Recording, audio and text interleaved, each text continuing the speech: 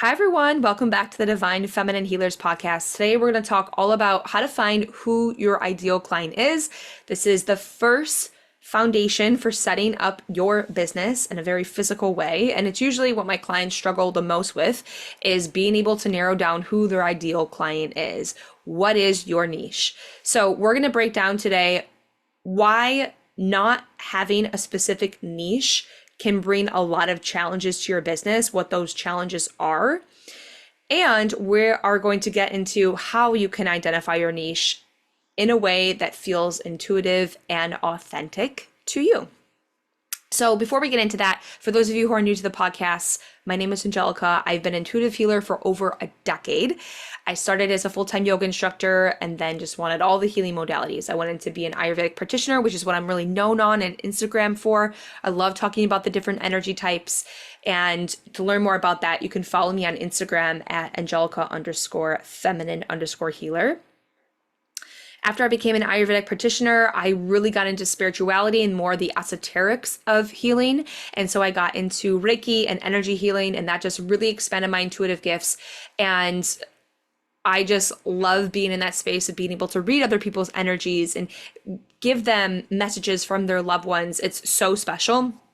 And from there, I've created my business from that. So now, taking all my experience of when I built my business as a healer, I now empower women to grow their own businesses via Instagram by using their intuition. I think when you start a business and when you're a spiritual healer, there is such this inner conflict you feel of not wanting to be inauthentic and follow the quote unquote businessy, salesy ways that we see on Instagram. And at the same time, there's a pull to want to be visible, to want to share your gifts, to want to expand your reach and be able to help a lot of other people. And so I really found that I wanted to bridge that gap and say that, well, business and spirituality are one and the same, and you can build a business from your intuition and let it feel good and not feel salesy. And once you kind of understand the mechanics of that, it all feels a lot more easeful. So I always talk about business in form of energetics because that's really all it is. And it's all about understanding how to read your own energy, which a lot of you who listen to this podcast know because you're experienced healers. And so now you just basically take that template and apply it to your business, and it makes everything so much more easier and feels so much better. So if you're looking for tips on that, definitely follow me on Instagram. I'll have that linked in the show notes. And then I also have linked to follow my newsletter, which just got a huge upgrade and I'm obsessed with it. So every Tuesday morning, I send out a newsletter and we dive into a different spiritual business concept so that you can build your business from the ground up. And then at the end of every email, I give you a weekly energy update so you can relate to what energies we're moving through and how you can apply that to your business. I give you a CEO pop talk because I know the struggle is real when you feel like you are just starting your own business on an island alone. Weekly affirmations, and then 3 new content ideas paired with trending audio reel sounds. So your content is done for you for the week. It is incredible. It is all free. You can sign up with a link in the show notes. Okay, now into today's episode. Why do we niche? Why is it important to niche? Well, let's talk about what happens when you don't have a specific audience. This is where I see a lot of issues pop up in the business. So, and particularly when you don't know your niche, I see unclear messaging when you are on Instagram. So I'll see a lot of posts with my clients that are just very generic, like how to heal your mind, body, and spirit, or nervous system practices, things that are kind of just like very generalized. Like that could be for someone who is a hormone specialist, to someone who is trying to get someone to lose weight, to someone who is trying to heal from a narcissistic relationship. Like a lot of those solutions could be for a lot of different issues. And the reason why those generalized messages don't work is because people feel like, well, I don't really feel like they're talking to me. I feel like that could apply to anyone. And it doesn't make them feel seen in their specific issues and challenges. So the best type of messaging, and you'll get this in the comments, is when someone says, wow, I feel like you're talking directly to me.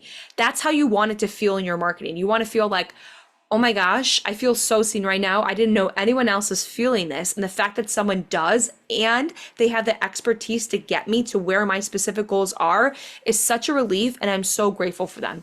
That's the feeling that you want in your messaging. And so Because of this, if you don't have specific messaging, you will have low engagement and you will see less comments, less likes, less DMs, all the above.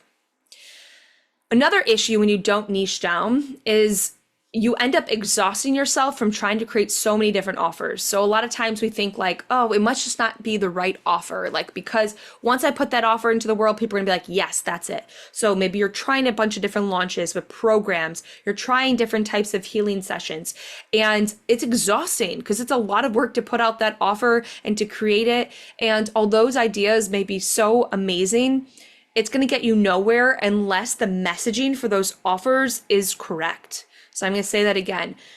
Your offer is going to get you nowhere unless the messaging is right. It's not just about the creativity of these beautiful offers that you're breeding, but it's the packaging. It's how it's being sent. So think about it. When you go in a store and you are looking at different brands and aesthetics, I'm not going to buy from a brand that I don't trust. And for me, that's largely on the aesthetic of the brand. If I don't like their colors, if they don't feel aesthetically pleasing or professional, or I don't like the branding and I don't feel connected to it, I'm not even going to go up and try whatever product that is because I don't connect with it. The same thing is to be said when you're marketing on Instagram. If that packaging is not bringing in and hooking in your clients and keeping them engaged, they're not going to want what's actually inside. So if you're feeling really burnt out from trying all these things or constantly pumping out content, pump the brakes and come back to identifying who your niche is. And the last thing that is a tall tale sign that you do not have a specific enough niche is if you have difficulty creating a content strategy. So let's say you batch your content, it's time to sit down to create your content, and you're like, what do I post? If you feel like it's a constant struggle to know what to post, it's probably because you're trying to create content for a bunch of different people and it's chaotic. That's overwhelming to try to create content for someone who's in their 60s versus someone who is in their 20s. So what's really important is that you get so specific, because when you're just creating content for like one client that you have in mind, it feels like such an exhale. It's like, oh, I know exactly what to talk about. I know exactly what they need to hear. I know exactly how to get them from A to B. It's so much simpler and it takes off so much of your plate. Now, I know what you're thinking. You're thinking, well, I don't want to do that because then I put myself in a box. And then what does that say to the clients that I do have? I'm not willing to help you, or I can't help your issue. It's not what it's saying at all, actually. It's saying that you have an area of expertise and that you are more than willing to help those other people. If those people want to come in your field and ask you deeper questions, if you can help serve them, feel free to have that conversation. But the more that you get really specific in who that specific niche is and that client is, it's going to feel so much more clear for you and then clearer for that future client. Initially, we think we're closing, it's counterintuitive because we think like we're closing ourselves off to all these other opportunities, but actually you're just getting specific enough so that the universe can bring you in that right type of client. It's the same thing with manifestation. So, when you are just asking for a life of love and happiness, the universe is like, does the universe ever gift you and you're like, oh, thank you, universe. I feel like I finally got that life of love and happiness. No, you had to get specific. The universe is like, do you understand there's like a billion different ways that I could give you love and happiness right now? Like, you need to choose more. The universe respects your free will and wants you to have more of a say. The same thing is for your business. You're the CEO of your business after all. So the more that you can get specific into what it is that you're calling in for your business, then the universe knows, oh, she wants to go in that lane? Perfect. I'll send her that type of client. And then you increase your level of expertise with this one client, and that's how you grow your business. And then you suddenly realize, oh, now I'm getting in this type of client, I'm growing my audience, and this type of client, and I'm growing my audience, until you have a bigger audience, if that's your goal with your business, and then you can encapsulate more people. Now, one other caveat I do want to mention with this, I see having an unclear niche a lot with my Kappa entrepreneurs. For those of you who aren't familiar, Kappa entrepreneurs are largely related to the earth sign. So if you're familiar with astrology, it can be very related to those earth sign beings. So if you relate to being an earth sign of loving to be grounded, support, love, comfort, difficult to change, and being really big-hearted, these type of people, it's actually difficult for them to have boundaries. So anytime it comes to building relationship with their client, it's going to feel difficult because they need to set up strong boundaries. So for example, I see a lot of healers being like, well, I have a wide range of clients. And that's because you set up your business without any boundaries. You decide to take on any type of client that walked through that door to your detriment. Some clients are actually not for you, and sometimes you do have to screen and say no to clients. I know that seems ridiculous, but it's true. And the reason why is because you need to know that you can't serve everyone. That is just a fact. We are given a physical human body. We have certain restraints and restrictions. We cannot be for everyone. And thank God, that would be way too much to handle. But if you set your business up as so, you're probably hitting either a plateau or a decline because you can't take on any more clients. So I recommend that you focus on boundaries and start to clear off the clients that don't feel aligned. And you'll know it. You know it right away. I know as soon as I'm having this conversation, you're going to be like, yep, that's me. There's this client that drains me, that feel like takes advantage of me. It's not necessarily an even reciprocity versus the client. You're like, oh, I wish I had clients that were just like this. Who is my ideal client? That's the type of client you're calling in. Trust yourself, know your worth to say no to those clients that they're just not for you. And they're going to find the healer that is right for them. Okay, so the next topic that I want to go into is identifying your niche. And I'm going to give 3 different scenarios of types of niches I hear the most often in my community. The first one is, some version of this. I help women heal their mind, body, and spirit. Sounds amazing, right? They want them to know, like, I'm not just working on the physical body. I get a lot of healers like that. Like, they're not just yoga instructors or fitness instructors or dietitians. They want to work with the mind, the body, and the spirit as one. The thing about that is there are so many different professions that now acknowledge this holistic approach. Are you a therapist? Are you a counselor? Are you a physical therapist? Are you a massage therapist? Are you an Ayurvedic health coach? Are you a nutritionist? Like, there's so many different modalities that you can go into. Are you just an energy healer? And then within that modality, it's like, what is your specialty? What is that one challenge that you're helping someone with? Are you a hormone specialist? Are you getting in a lot of women who have either PCOS or they have a lot of PMS symptoms? Are you getting in that type of client? Or are you getting the client that is really anxious, that has a lot of overwhelm, that gets unfocused? Are you getting clients that have ADHD? Like, get so specific in what that specialty is. I promise you, once you choose that lane and your messaging becomes all around that, it's going to make your clients attract you even more. Take that risk and trust me on that. The second one that I hear a lot is, I help women build self-love. Again, this is like an amazing thing to have. We know at the heart of the work that we do is ultimately building the relationship with ourselves. But really, what is this saying a lot of times? This is usually someone who's working with relationships. And as we know, you have to work on the relationship for yourself before you have a relationship with other people. But within that, what are you helping them through? Are you helping them through leaving narcissistic relationships and transitioning into healthy ones? Are you helping them heal from a sexual trauma and helping them to build more of embodiment and getting them back to feeling into their body with maybe somatic practices? Are you helping them call in their dream partner and their romantic partner? Those are very different scenarios, and they can have such different marketing that goes around them. So the more specific you get, the more your clients are going to feel seen in that. And then you're going to feel really clear too. And the last one that I hear the most is, I help women find their soul purpose. Again, it sounds beautiful and it's at the heart of what we do, right? You want women not to just have another job where they have their own like leadership and they're building their own business, but you want it to be a soul-driven career. Like, I totally get the sentiment behind this, but there's so much behind that. Are you actually helping them find their life of soul purpose, or are you helping them to get certified in a certain modality so that they can set up their business? Are you helping them build a marketing strategy for their business? Are you really good at sales, so you're helping them with the sale part of their business? Are you helping them transition from a job that was really burnt out and teaching them how they can transition into a soul-driven career that's full-time? Like, there's so many different facets to this. So I hope that's just sparking some ideas for you on how you can get even more specific. This is something that I work on one-on-one really closely with the women in my membership. The women in my membership are all spiritual entrepreneurs from all over the world. And within the first 3 months, when you enter the membership, I take you through the step-by-step process on how to build an intuitive marketing strategy. So by the end of 3 months, you're guaranteed to sign your first paying client. So if you want more help in building your niche and identifying it, and you're like, okay, this makes sense, but like I still just need more support, it's less than $75 per month to join my membership. You can find more information just by sending me a direct message on my Instagram at Angelica_feminine_healer. Just message me like, help me find my niche, or found you on the podcast. Would love to hear more about the membership. And no strings attached. I'll send you more info right away, and then we can see if it's a good fit for you.